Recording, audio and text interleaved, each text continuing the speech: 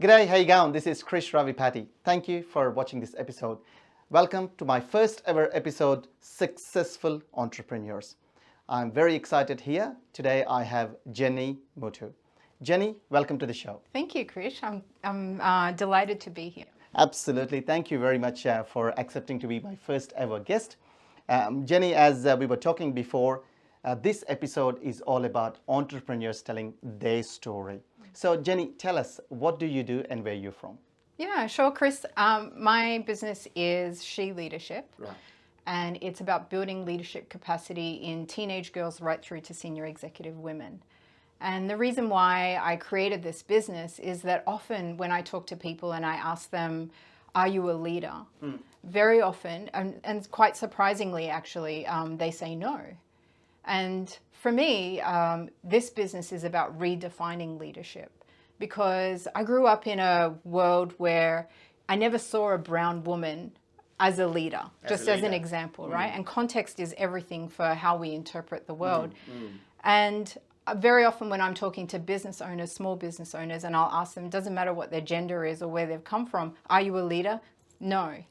And I feel like this is an opportunity to redefine leadership in the sense of, often when we think about leader, it's a middle-aged white man in a suit in a corporate setting. Yes. And I think through COVID, I could see that the world was starting to grapple with what leadership really is, and if the way that it's been modeled in the world is really what we subscribe to. So the business is, let's redefine it by not looking out there in terms of what leadership is, but actually looking at what's in here. So it's shaping girls to think about what are their gifts and talents, why are they here on the planet, and how do they connect to who they really are as opposed to the things that are put onto them, so that they can demonstrate that in their life. In their life. No, fantastic. Where I got connected was the leadership is always the middle-aged men, white men in suits. Actually, you're right, because every business magazine you look at, leadership is the boardroom table, and you have all these white men in suits. And what you're doing is fantastic, because just reshaping that, I guess. So that's fantastic. Thank you, Jenny. And tell me this, why do you do what you do? What excites you or what drives you is my question. Okay. As I said, context is everything. And when I reflect on my life and how I got to be how I am, there's two critical things that kind of stand out. The first is that I was the only girl in a group of boys. Right. So my mum had 3 brothers and 3 sisters. Okay. All of them have children. I was the only girl amongst those kids. And so I grew up with boys, and I had to learn how to survive and thrive in that environment. And that little ecosystem, men had a role and women had a role. And I could see that women and men were treated differently. So I'll give you an example. You know, Sunday nights in my house, I would watch my mum with a pile of ironing this high, yes. trying to get through the ironing, yes. while she had a full-time job, yes. and she still had to do everything at home. And I remember looking at her thinking, I am never going to do that, right? And there are these roles that I feel like as women, particularly of a certain age group, that has been pushed on us, yes. or conditioned, you know, in terms of how we think about the world. And I'll give you an example of that. It's called the Cinderella complex. Right, right. So there's this narrative or this undercurrent in being a woman, and not all women have that, granted, but and it's starting to filter out, but it is there. Where as a woman, you're conditioned that some knight in a white horse is going to come and save you, right? Somebody's going to come and look after you. Yes. And I got to a point in my 40s and I realized nobody's coming. You know, I got to save myself. Yes. And the Cinderella complex is based on a book written by a lady called Colette Dowling. Okay. Where she talks about being a single mom. And she's got 3 kids. And I think it's written and based on a story, you know, her life story.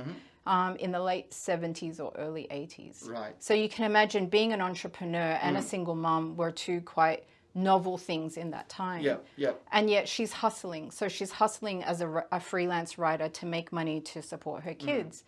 And she ends up meeting a man, and they move to the country. And she finds that in that process, like, she's starting to give up her power slowly. So she's starting to stop hustling, and she's starting to stop making the money that she needs to be making to be in the equal in the relationship. Yeah. And she's trading that for things like, you know, pottering around the house and doing the cooking and the cleaning and the gardening and all of this stuff, until her husband or her partner at one point sort of taps her on the shoulder and says, hey, look at the money. Like, you're not earning anything. Yes. And she realizes that she's been the one to surrender the power. Like, nobody has done this to her. What I'm starting to see is, whilst we are breaking down that paradigm in society, what's happening is that we're leaving a gap. Right. Okay? And in the gap, we're now saying to girls, you can be anything. Right. But they don't have a way for drawing their own map about who they want to be. See, as much as you might be critical of the Cinderella complex, it gave us a model for how to be women in the world. Yeah. And then we could consciously choose not to follow that model. Right? Yes. But now we're opening it up and we're saying you can be anything. And the girls are like, well, what do I want to be? And how do I even get there? And so who am I in the world? And who's the role model for me? Correct. And it leaves all these questions, but they don't have the ability necessarily to draw their own map and then to follow their own path as a result of that freedom. The way I look at it is you growing up with three boys. Well, lots of cousins. I have about five boy cousins. Yes, and you're the only lady. So you had to, so it was inbuilt in you, I guess. And now you're coming out and you see the people who are in that journey or in that space where just breaking that stereotype. Yeah, look, I guess the other point to say is that it's taken me 40 years to get to this point, right? And the other aspect of that story is that whilst I was growing up with boys, I was also experiencing a lot of trauma. Yeah. Okay? And what happens in that process is that you spend a lot of time thinking that there's something wrong with you and that you need to be fixed. And the truth is, you're not broken. You're not broken to start with. So there's nothing to fix. But there is this way, or there's this path of understanding who you are, what you're here for, what your gifts and talents are, and how do you use those in the world that best align with who you are, you know? And so I'm very excited because we've put together this platform called the She Leadership Academy. She Leadership, yep. And it's all about supporting and helping girls between the ages of 18 and 25 Right. who are in that beginning phase of their life. And girls get to this point through a myriad of journeys. So some of them have had trauma in childhood or teenage years. Some of them haven't. But we define trauma, I just want to say, in different ways for different people. So no comparing one trauma to another. But it's about supporting them in adulting. Like if you get to you're 18, you know, I look at myself. My parents were quite overprotective. I never made decisions for myself. I wasn't allowed to. And then I get to 18 and it's like, you're on your own. You know, welcome to adulthood. Welcome to How do I do real this? world, I guess, yes. Right? I haven't had practice in my childhood Younger years or my years. teenage years about making decisions, about understanding choice and consequence, about being responsible. I didn't really get any of those lessons. So I had to fumble through my early adulthood life to try and discover what that was. Not to mention I had all this background trauma that I then had to work through. Yeah. So, you know, the platform is about supporting girls to heal whatever trauma may be in their background, and also helping them find some direction around who they are and connect with that, and then also paving a way for their path forward, but doing it in a way that isn't about a one-size-fits-all. It's doing it in a way that, who are you as a human being? Yep. What lights you up? And how do we create a path for you that's unique to you, that's going to have you live a life that you enjoy? Just going back a little bit, though, how would the girls in that age group know that actually they are going through this?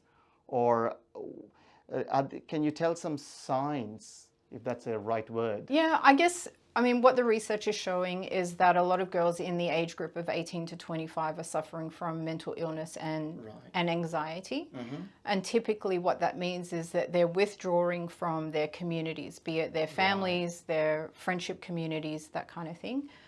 They're also overwhelmed. Right. And they don't necessarily have a way of dealing with what's going on for them that's effective, you know, and so they might feel quite lost. They might be comparing themselves to their parents. You know, I've had one story recently where it was a son in this case comparing himself to his father and thinking, I couldn't do what you've done. Wow. You know, so it manifests in different ways, but typically it's this feeling of either being stuck or being lost and really not knowing where you're going, what you're doing. Right. And I think you did touch a little bit on how you're going to help, or in general, the help can be obtained for them who are going through this.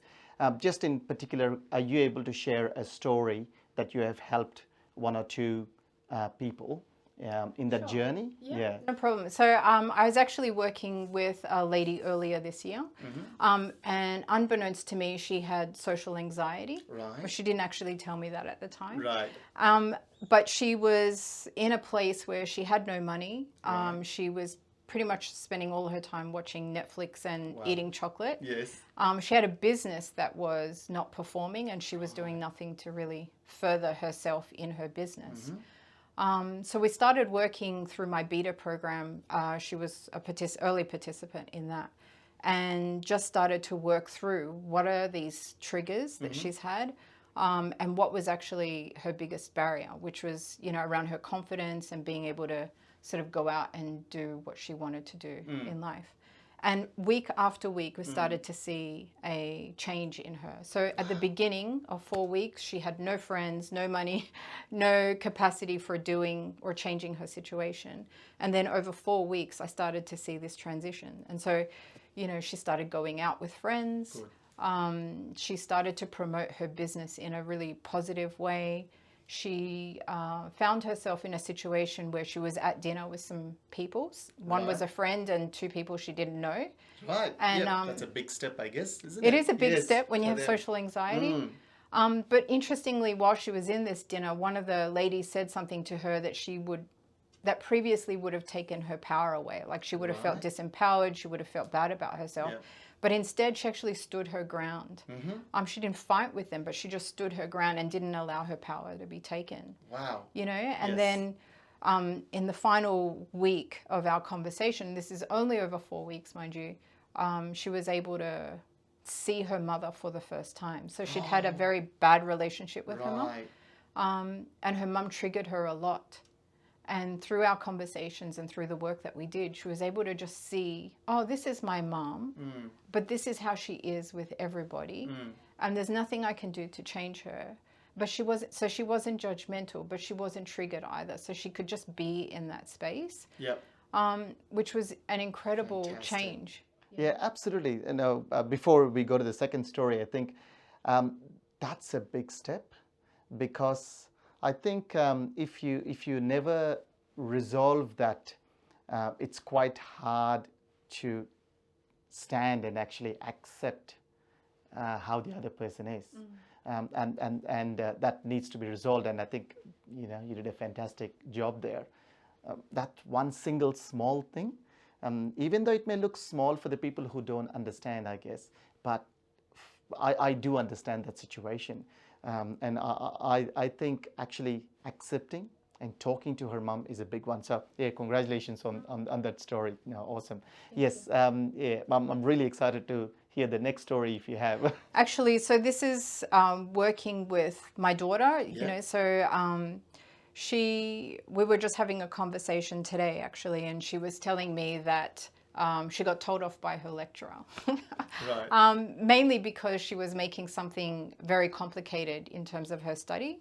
And when we started to talk about it, I guess one of the things that we, you know, a conversation that we have quite often is about that voice in your head, the inner critic. Okay. Yes. So we all have that voice who's telling us that we're not good enough, we're not smart enough, you know, whatever it happens to be.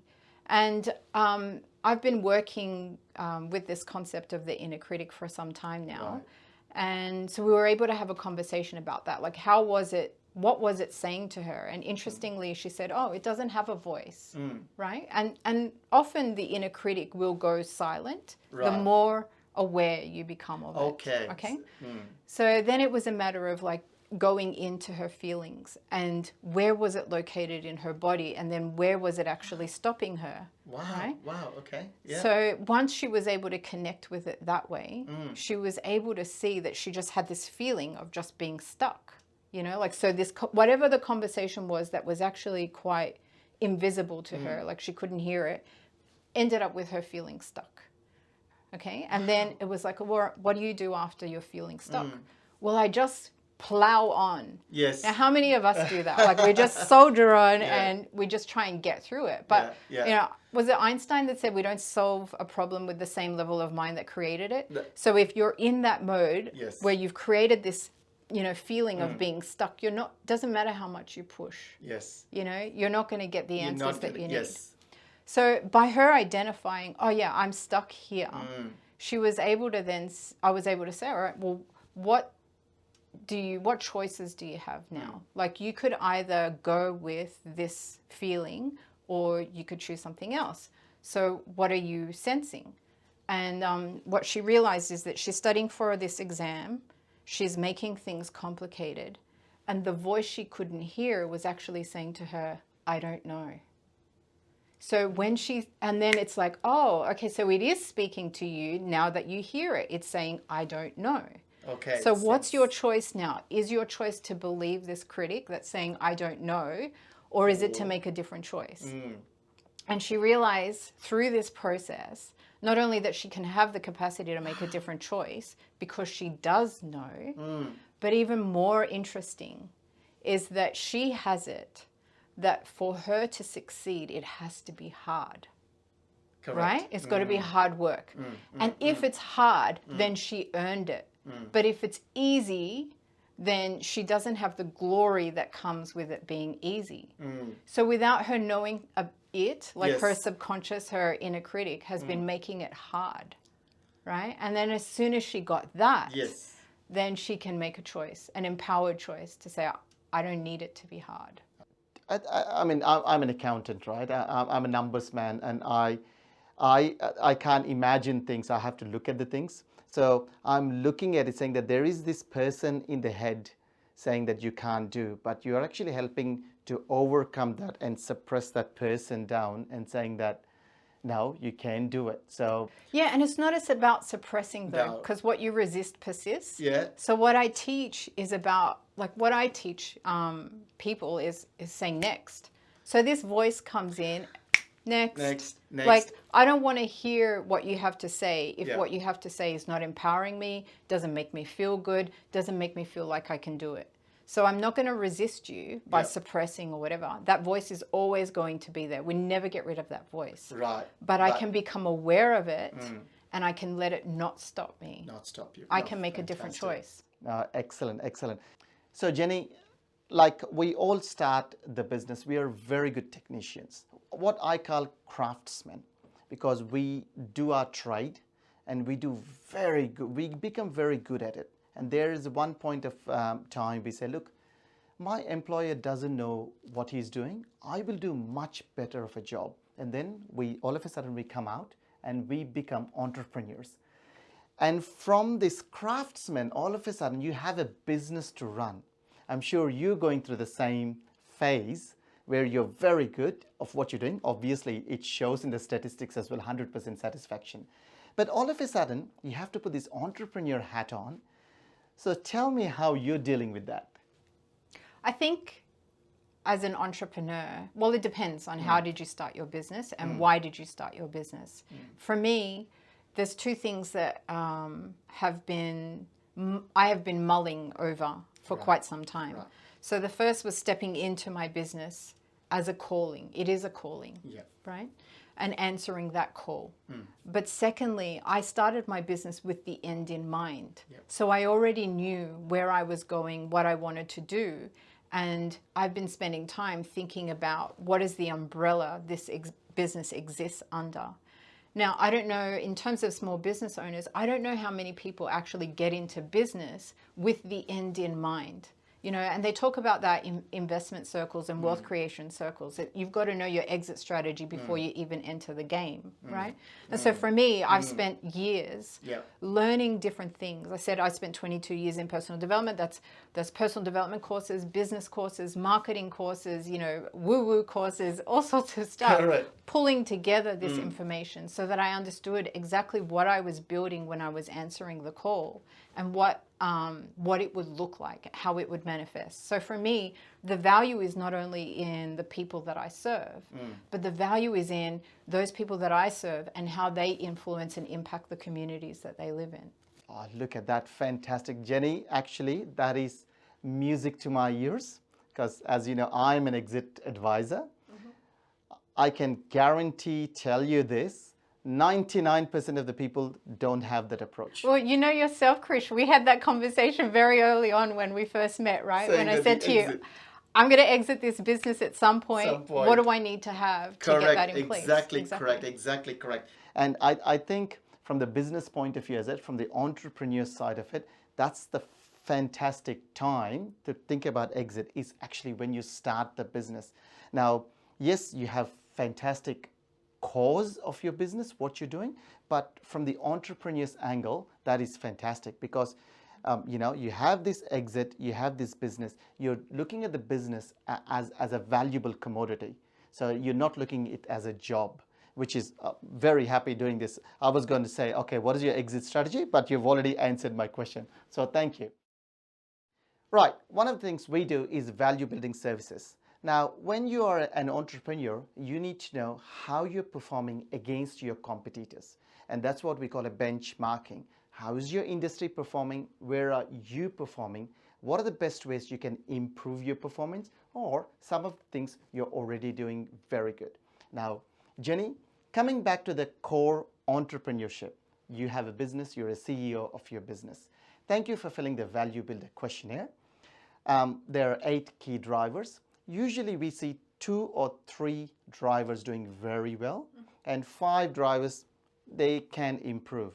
But what I noticed, it's almost like 6 drivers you're doing very, very well. I was quite impressed, and that's the question I want to ask. Let's talk about 2 very key important drivers. The first one is customer satisfaction. Your industry average is 80. I think it's around 79 to 80. I noticed that your customer satisfaction for your business is 100. I've never seen 100 out of 100. I've seen quite a few in the past few months. Jenny, tell us, why is it so good and what makes it so good from an entrepreneur's point of view? I guess what I've noticed is in the personal development industry, I've been involved in the personal development industry for 22 years. So as long as my daughter's been alive, I've been in that industry.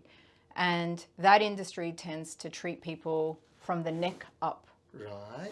Okay, so it's very intellectual. It's all about your mind, but it negates, our humanness. We have, emotions. Yes. We have a soul, and I've learned in the process of doing all of these courses and using myself as the main guinea pig for all of these experiments that there is a way to integrate all of those 3. So our emotional body, our physical body, our spiritual body, all of that together to actually help people. So with my work, what I'm doing is helping people resolve past trauma and integrate that. I call it turning your pain into your superpower, right? And then allowing them to move forward and pave a path for themselves. So it's not about revisiting stuff, but it is about understanding how those stories shape how you live and the context of life that you have. And that you only have the ability to rewrite those stories when you know and you can see what they actually are to begin with. So it's about making what's unseen visible for people so they can have those choices and they can make that step. So very similar to that example I gave with my daughter. Yes. So that's, I think that's where when people come to you with that problem, and after whatever the time period, they actually see a new self of themselves, and probably that's where we see that they are very happy with the service provided. because probably they become a new person. Well, they do, and they realize things about themselves. So when you understand how your mind works, and I call that the mechanism of the mind, you can detach from the emotional connection of that. And it can almost be a case of seeing yourself as a bit of a science experiment that has been put together, like we'll call that your context of life. Yes. And you can be a little bit distant from, oh, wow, when this happens, I do that. Oh, okay, and then that gives me this result, and I don't really like that result. Okay, so then how do I change that? And very often, you know, like in the personal development world, we say you can create your own reality. Yeah. But people don't know how to do that. They don't understand how that happens, right? So it's about teaching very concrete, practical skills, even though it sometimes leans into woo-woo or it sounds woo-woo. It's about practical skills to actually help people pave that path in a very practical way. No, excellent. And that's the reason why every person who comes to you is probably happy 100% of the times, and you know, you're getting that 100% of the result. Jenny, thank you for being my guest. It was fantastic, and I got to know a lot in detail of what you do, and I was very connected to the why. I knew I wanted you to be my first guest, but today, just sitting this one-on-one half-an-hour discussion on why you're doing and how much you can help these young children, or young girls, I should say. I'm just amazed, and look, I wish you all the very best, and yeah, just go and change the world. Thank you. Thanks, Chris. Thank you. Thank you, everyone. Catch you next week.